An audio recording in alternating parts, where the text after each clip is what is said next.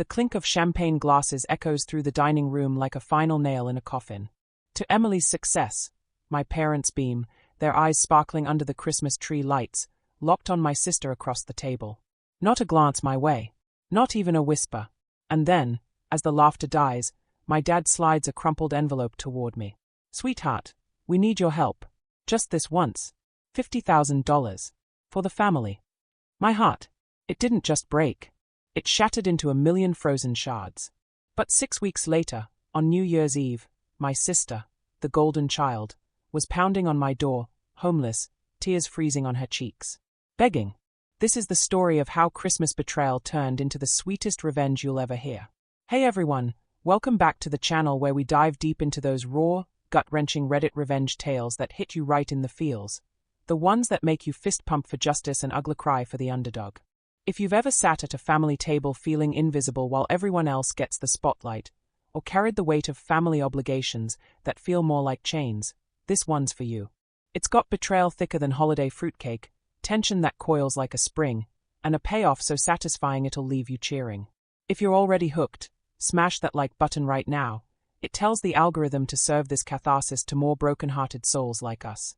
Hit subscribe and ring that bell so you never miss a story that reminds you. The comeback is always stronger than the setback.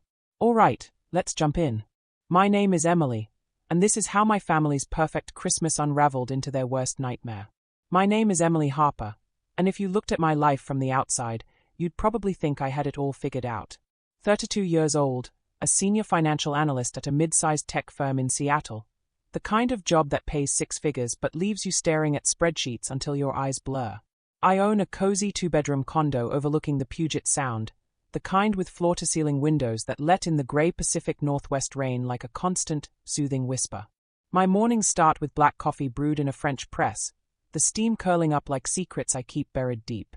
I run 5 miles before dawn, pounding the pavement to shake off the ghosts of yesterday. Friends.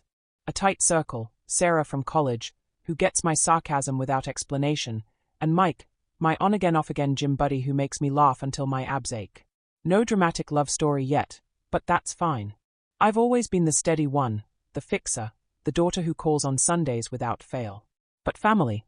Oh, that's where the cracks spiderweb through the facade. Growing up in a sprawling suburb outside Portland, Oregon, our house was the picture of middle-class Americana, white picket fence, a swing set that creaked like old bones in the wind, and a minivan that smelled faintly of fast food fries and regret. My parents, Richard and Linda Harper, were the quintessential 80s couple, Dad a mid-level sales manager at a tool company, always in khakis that hung a little loose after the layoffs hit. Mom a part-time librarian with cat-eye glasses and a laugh that could fill a room but rarely did anymore. They weren't monsters, not in the cartoon villain way. No, they were subtler. The kind who plant seeds of doubt with a smile and water them with sighs. Then there was my sister, Chloe. 2 years younger, but light years ahead in their eyes. From the cradle, she was the sparkler to my steady candle. Golden curls that caught the sun like spun sugar, eyes the color of forget-me-nots, and a giggle that made strangers coo. Chloe was the one who got the extra scoop of ice cream, the new bike when hers had a flat tire, the "you're so talented" stickers plastered on her bedroom door. Meh! I was the reliable shadow, straight-A student, captain of the debate team, the girl who mowed lawns for extra cash to fund her own college tuition because character building was Dad's favorite sermon. I didn't resent it, not at first. I told myself it was just how families worked, one kid's the star, the other's the stagehand. But deep down, in the quiet hours when the house settled and the floorboards groaned under my feet, I'd whisper to my reflection in the bathroom mirror, "Why isn't it enough? Why am I always the afterthought?" Flash forward to December 2023. I'm 29, freshly promoted at work, a bump that added $15,000 to my salary and a corner office with a view of the ferry boats slicing through the mist. I fly home to Portland for Christmas, booking the red eye so I can surprise them with gifts wrapped in recycled paper, tied with twine bows I knotted myself. My suitcase thumps down the jet bridge stays, heavy with optimism. The airport smells of pine needles and overbrewed coffee, and as I hug Mom at baggage claim, her perfume, that same lavender vanilla from my childhood, wraps around me like a too-tight scarf. "Emily, you look exhausted, honey. Work too hard again." Her words are kind, but there's that undertone, the one that implies my hustle is just excessive. Unnecessary. Dad's waiting in the idling SUV, radio tuned to some classic rock station crooning Jingle Bell Rock. He ruffles my hair like I'm still 12. Hey, kiddo. Traffic's a beast. Chloe's in the back, scrolling her phone, legs crossed in designer boots that scream influencer chic. She's 27, a content creator with 50K followers on Instagram, peddling sponsored posts for athleisure and meal kits. No real job, mind you, just hustling her brand, as she calls it. But to our parents, she's a visionary. Oh my god, your hair, it's so sleek. Spill, what's the secret? She air kisses my cheeks, her nails, acrylic talons painted crimson, grazing my skin like tiny warnings. The drive home is a blur of small talk, whether endless rain, work, mine's impressive but stressful, hers is so exciting, and the usual jabs. Chloe just landed a collab with that big fitness app. Mom gushes from the passenger seat, twisting to beam at her. Could be 6 figures next year. Dad nods, eyes on the road. That's my girl. Always thinking big. I smile, throat tight, fingers twisting the strap of my carry-on. Thinking big. Yeah. While I'm crunching numbers to keep the lights on. But I swallow it down, because that's what I do. I'm the rock. The one who sends $500 Venmos for Mom's unexpected dental bill without a second thought. We pull into the driveway of the family home, a 2-story colonial that's seen better days. The paint peels like old skin, the gutters sag under moss, and the Christmas lights are half-strung, blinking erratically like a Morse code for SOS. Inside, it's a holiday explosion, garland dripping from the mantel, a tree groaning under ornaments that jingle with every step, and the air thick with cinnamon and pine. The turkey roasts in the oven, its savory steam curling out, mingling with the sharp tang of cranberry sauce bubbling on the stove. I dive in, sleeves rolled up, chopping carrots with rhythmic thwacks, basting the bird until my cheeks flush from the heat. Chloe lounges on the couch, filming a holiday prep reel, her laughter tinkling like wind chimes. Mom, Dad, say hi to my followers. They oblige, faces lighting up like she's the director of their lives. Dinner is at 6 sharp. The table's set with the good china, chipped edges hidden under poinsettia napkins, and candles flicker, casting long shadows that dance like uneasy ghosts. We pass the mashed potatoes, creamy and buttery, the green beans snapping crisp under forks. Conversation flows easy at first, Uncle Ted's latest fishing mishap, the neighbor's dog that ate the holiday ham last year. My heart swells a little, this is why I come back. The warmth, the ritual, the illusion that blood is thicker than the resentment pooling in my gut. Then Dad clears his throat, glass raised. The room quiets, silverware clinking to a halt. Before we dig in, well, deeper, I want to make a toast. His voice booms, proud, eyes misty. Mom nods, squeezing his hand. Chloe preens, adjusting her necklace, a delicate gold chain I bought her for her 21st, now dangling like a noose. To Chloe, Dad says, voice thick with emotion. Our shining star. Landing that deal, building your empire, we're so proud. You've made us believe in dreams again. Glasses chime, a crystalline ring that pierces my ears. To Chloe. Mom echoes, tears glistening. Chloe blushes, waving it off with a modest laugh. Oh, guys, love you. And me. I'm frozen, fork midway to my mouth, the bite of turkey turning to ash on my tongue. The candle flames blur through unshed tears, the room spinning slow. No toast for my promotion. No hey, heard you crushed that quarter, way to go. Just, nothing. My chest tightens, a vice of ice squeezing my ribs. Invisible. Again. Always the ghost at the feast. I force a smile, clink my glass late, the sound hollow. Cheers, I murmur, voice barely above the crackle of the fire. The meal drags on, laughter bubbling around me like champagne I can't taste. Chloe regales them with tales of her photo shoots in LA, palm trees, influencers with cheekbones like razors, deals that sound more like smoke than fire. I nod along, picking at my stuffing, the cornbread crumbs sticking to my dry throat. Mom turns to me midway, almost as an afterthought. And Emily's been busy too, right? That job of yours sounds intense. Dad chuckles. Yeah, numbers and charts. Steady work. Chloe hears the creative one, though. Steady.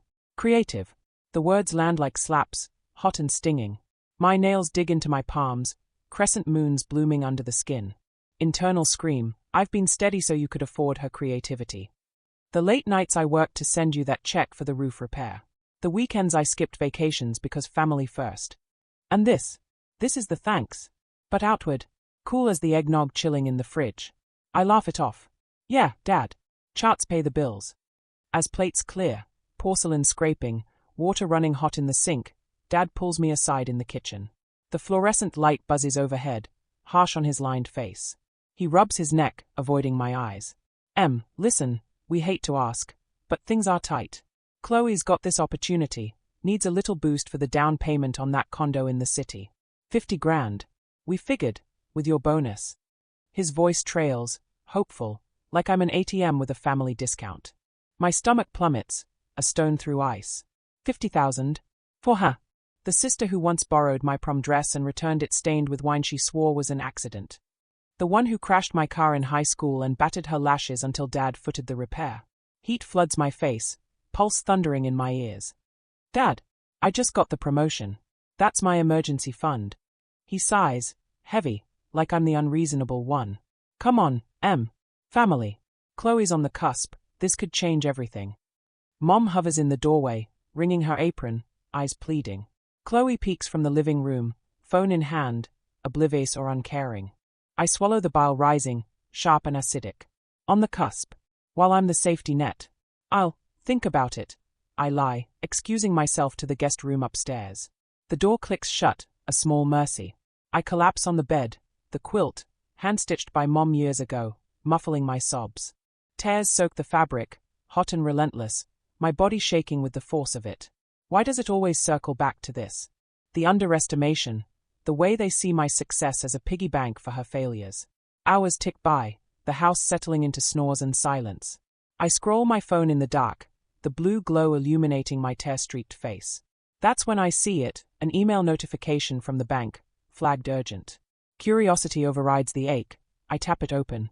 It's a statement alert. Not mine. No, it's linked to the joint account Dad set up years ago for emergencies. But this isn't emergency. It's a ledger of lies. Line after line, transfers to Chloe's accounts. $5,000 here for marketing, $10,000 there for travel expenses, another $20,000 for equipment. Over 2 years, it's hemorrhaged nearly $80,000. And the mortgage? Overdue notices stacked like accusations. My parents aren't just tight, they are drowning, propping up Chloe's fantasy while the house, our house, teeters on foreclosure. My breath hitches, rage blooming cold and crystalline in my veins. They've been bleeding me dry without a word. All those little helps I sent, fuel for her fire, while they toast her success. Sleep evades me, the clock's red digits mocking, 2:17 a.m. Internal war rages, forgive? Forget? Or fight? Dawn creeps in, grey light filtering through frost-laced windows. I pack quietly, suitcase zipper rasping like a whisper of goodbye. Downstairs, coffee percolates, bitter and black. They gather for breakfast, pancakes sizzling, syrup gleaming sticky sweet. Chloe yawns, scrolling. Morning, Flight okay? Mom slides a plate my way, smile tentative. Dad avoids my gaze. I sit, fork-piercing fluff, but my voice cuts clean. I saw the statements, Dad. Silence drops like a guillotine. Forks pause. Chloe's head snaps up. What statements? Mom's face drains of color, flour-dusted hands trembling. Dad stammers. It's not, we were going to tell you. But I lean in, voice steel wrapped in silk. 50 grand for her boost. On top of the $80,000 you've already funneled, while the mortgage laps at your heels. Chloe's eyes widen, feigned innocence cracking. That's not fair. It's an investment. My brand. Your brand, I echo, laugh hollow. The one that hasn't turned a profit since launch? I've crunched the numbers, Chloe. Those collabs. Smoke. And you too. I turn to them, heart fracturing anew. You toast her dreams while mine fund the nightmare. Mom reaches for my hand, voice quavering. Emily, please. We're family. We need you. Need me. Not love me. Not see me. The words hang, toxic. I stand, chair scraping wood. I'll handle the mortgage. Anonymously. Consider it my last family help. Their relief is palpable. Hugs, thanks tumbling out like confetti. Chloe smirks, subtle. See, big sis always comes through. But as I hug them goodbye at the door, snow flurrying soft outside, my resolve hardens like frost. Comes through. Oh, I'll come through all right. Right over you. Back in Seattle, the rain lashes my windows like accusatory fingers. Work blurs, meetings in glass-walled conference rooms, the hum of projectors, colleagues clapping my quarterly report. But my mind, a storm of strategy. I call my lawyer, voice steady over the line static. Sarah, hypothetically, if I paid off a family mortgage, could I buy the note? Her pause. Then, Emily, that's aggressive. But yes. Quietly. Through a trust. We map it. I wire the $250,000 payoff, my savings, liquidated stocks, every penny scraped from years of steady sacrifice. The bank confirms, deed transferred to an LLC I name Harper's Shadow. Ironic. Fitting. Weeks grind by, tension a live wire under my skin. Text from Mom, love you, honey. Things are looking up. Chloe's Insta stories, champagne pops. New year, new me. New Year's Eve looms, the city alive with fireworks prep, bass thumping from distant parties. I host nothing, just me, a glass of Merlot swirling blood red, the TV murmuring countdowns. Internal countdown of my own, 10, 9, forgive. No, justice. Midnight strikes elsewhere first. Portland's fireworks bloom on my screen, pixelated bursts. Then, my doorbell shrills, insistent. I open it, cold air rushing in like a gasp. There stands Chloe, coat dusted with snow, eyes wild, cheeks streaked. Behind her, the rental car idles, Dad at the wheel, Mom huddled beside, faces gaunt. Chloe lunges, grabbing my arms, nails biting. What did you do? The bank's calling, foreclosure notice. They say the house is gone, sold. To some shadow company. Her voice cracks, hysteria bubbling. We woke to the locks changed, our stuff on the lawn in the snow. Mom's crying, Dad's yelling, it's your fault. I step back, letting the Arctic wind whip between us. My heart, a drumbeat of triumph, laced with sorrow. Fault. No, Chloe. Yours. Theirs. But aloud, calm, my fault. I paid your debts, sister. Saved your dreams. And this. I hold up my phone, the LLC docs glowing. This is mine now. Harper's Shadow owns it all. Her face crumples, mascara rivers. Please, we're family. We can't lose the house. It's Christmas, New Year's, everything. Mom spills from the car, slippers sodden, voice a wail. Emily, how could you? We raised you better. Dad storms up, breath fogging. This is betrayal. Give it back, now. Betrayal. The word ignites the last ember. I laugh, low, the sound foreign. Raised me. You toasted her success while I footed the bill. You saw my pain and called it duty. This isn't betrayal, Dad. It's balance. Chloe sinks to her knees on my stoop, snow soaking through, sobs racking. I'll change. I'll pay you back, the brand, it'll work. Please. The sight twists something in me, pity, maybe, or the ghost of love. But justice. It floods warm, validation washing away years of chill. Too late, I whisper. Happy New Year. They don't leave easily. Oh no, that's not how Harpers do defeat. Chloe's on her knees, snowflakes melting into her hair, turning those golden curls to sodden ropes. Her breaths come in gasps, visible puffs in the sub-zero air, each one a plea. Remember when we were kids? Building forts in the backyard, whispering secrets under the covers. You were my hero. Her hands claw at my jeans, fabric bunching, cold fingers like ice picks. The streetlight casts her face in harsh yellow, shadows pooling under eyes swollen from crying. Up close, I see the cracks, chipped manicure, foundation creased like fault lines. Hero. I was your crutch, Chloe. Propping you up while you kicked me down. Mom's next, shuffling forward in those threadbare slippers, the ones with the hole in the toe she meant to mend. Her arms wrap around herself, shawl slipping to reveal gooseflesh arms. Emily Marie Harper, she hisses, voice that old-school authority cracking at the edges. Get in the car. We're going home, you're home, and sorting this. You owe us an explanation. Owe us. The phrase lands like a slap, echoing all those Venmos, all those just this once calls at 2 a.m. My pulse spikes, heat rising against the cold, cheeks burning. Internal roar, owe you? For 29 years of being the invisible daughter? For the toasts that skipped me, the dreams you funded on my dime? Dad's the storm, barreling up the steps, face purpled, veins bulging like rivers on a map. You little. He catches himself, glancing at Chloe's huddled form, but the venom's there, spit-flecked. We trusted you. Paid off the mortgage like a saint. And this? Sabotage. I'll sue, lawyer up, Emily. You'll lose everything. His finger jabs the air inches from my nose, breath reeking of stale coffee and desperation. The SUV's engine idles behind, exhaust curling like cigarette smoke from a bad habit. I don't flinch. Not this time. The doorframe digs into my shoulder, solid, grounding. I meet his eyes, those same eyes that once twinkled reading Goodnight Moon, now thunderclouds. Sue me. For what, Dad? Saving your asses. The note's legal. Check the fine print you never read. My voice. Steady, laced with the steel I've forged in boardrooms, tempered by years of their neglect. Chloe whimpers. Please, Em. It's freezing. The kids, my followers, they'll see the posts. My brand. Followers. Not family. Not us. Laughter bubbles up, sharp, unbidden. Your brand. That's what this is about. Not Mom crying in the snow, not Dad's pride shattering. Go viral with that, Chloe. #homeless influencer. She recoils as if slapped, scrambling back on hands and knees, jeans darkening with slush. Mom gasps, hand to chest, dramatic, always the performer. How can you be so cold? We gave you life. Gave me life. The irony twists like a knife. Life.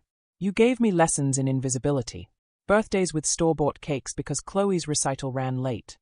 College apps I filled alone while you drove her to auditions that went nowhere. Tears prick my eyes, hot against the wind, but I blink them back. No weakness now. This is my stage. Get off my porch, I say, soft but iron. All of you. Dad lunges, not violent, but close, grabbing my wrist. His grip's weak, calluses rough from years gripping sales quotas that slipped away.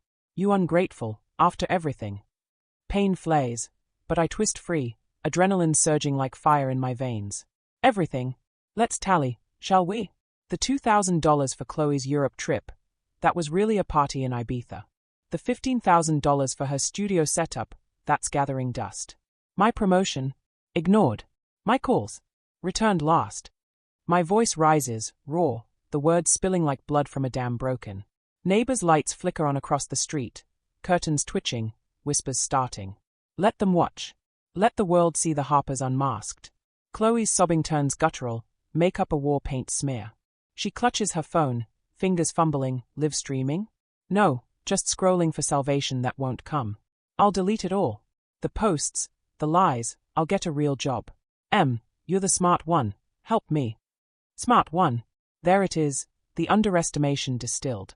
My laugh echoes, hollow in the night. Help you. Like I did when you accidentally totaled my first car, and I covered the insurance hike. Like the time you borrowed my identity for that credit card, racking up $8,000 in spa days. Too late, little sis. The house is mine. Rent it back. Start with an apology. A real one. Mom collapses against the car, door creaking open. Emily, please. It's Christmas spirit. Forgiveness. Forgiveness. The word tastes like bile, coating my tongue. Snow swirls thicker, blanketing the stoop in white silence. Fireworks crack distant, pops and booms celebrating fresh starts I clawed for myself. Dad's shoulders slump, fight draining like air from a punctured tire. What do you want from us? Want? Finally, the question. I step forward, breath mingling with theirs, close enough to see the frost on Mom's lashes. I wanted a toast. Once. To me. Not the scraps. My voice breaks, just a hair, vulnerability slipping through the armor. Chloe looks up, eyes searching mine, seeing perhaps the sister she buried under envy. I didn't know it hurt that bad. Didn't know. Or didn't care. But the plea in her voice. It tugs, a thread pulling at old wounds. The climax crests then, not with screams, but shattering. Dad's phone buzzes, insistent. He fumbles it out, screen glowing accusations, bank alert. Eviction confirmed. Effective immediately. His face crumples, knees buckling. He sinks beside Chloe, arms around her, the golden duo reduced to huddled masses. Mom wails, a keening that pierces the night, raw, animal. Our home. Our memories. Memories. The word stings, visions flashing. Thanksgivings where I cooked alone, Easters with eggs I dyed solo while they chased her photos. Triumph surges, electric, not joy, but release. Years of powerlessness uncoil, flooding my limbs with warmth against the cold. This is it. Validation. Not their words, but their fall. I crouch, level with them, voice gentle now, laced with finality. Memories fade, Mom. But lessons. They stick. Merry New Year. I rise, door clicking shut behind me, soft, but seismic. Their protests muffle through the wood, knocks turning to thuds, voices pleading into sobs. Inside, I slide down the door, knees to chest, the hardwood biting cold through my socks. Tears come then, hot, cathartic, soaking my shirt. Not just for them, but me. The girl who hid in closets reading books to escape the favoritism. The woman who built walls of spreadsheets to feel seen. I did it. I chose me. The clock chimes 1 a.m., fireworks crescendo outside, bursts of gold and red painting my walls. For the first time, the new year feels like mine. But they don't vanish. Oh no, the payoff stretches, a slow burn of reckoning. Days blur into a week of voicemails, mom's tearful.